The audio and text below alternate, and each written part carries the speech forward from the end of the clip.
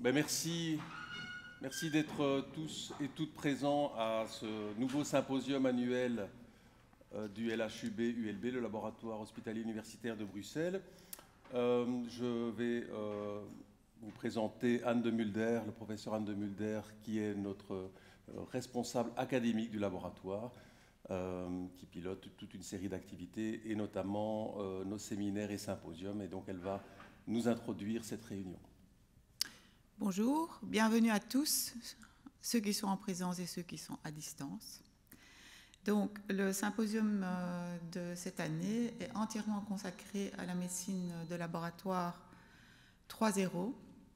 En effet, la biologie clinique a beaucoup évolué ces dernières années en termes de détection en biologie moléculaire, en automation, en système d'information et en POCT.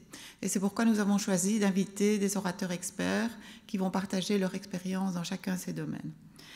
On commencera par une introduction par William Morris du département de médecine de laboratoire et de pathologie de la Mayo Clinic, qui va vous exposer le rôle des outils de précision et de big data dans la gestion de la pandémie Covid-19, aussi bien du point de vue clinique que du point de vue de la santé publique. Ensuite, Lise Meunier, de l'hôpital Saint-Pierre, va vous expliquer les avancées en termes de prise en charge des patients atteints d'hépatite C. Et Corinne Charlier va vous exposer son domaine de prédilection, qui est l'interaction entre la médecine de laboratoire et la médecine légale.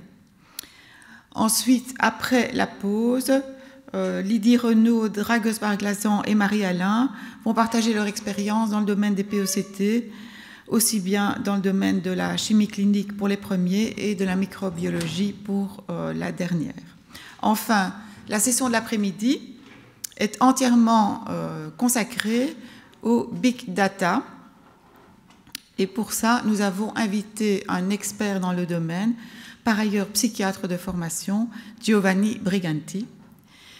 Cet exposé va être suivi par deux applications pratiques dans le domaine de l'hématologie de laboratoire et de la microbiologie par Valérie Doby et Nicolas Yin, respectivement. Je vous souhaite une journée bien agréable et bien instructive, et je voudrais remercier les sponsors pour leur contribution généreuse, bien sûr les orateurs et les participants, mais aussi tous ceux qui ont œuvré au succès de ce symposium dans l'ombre, et particulièrement notre responsable du secrétariat, Maud Resselhuis.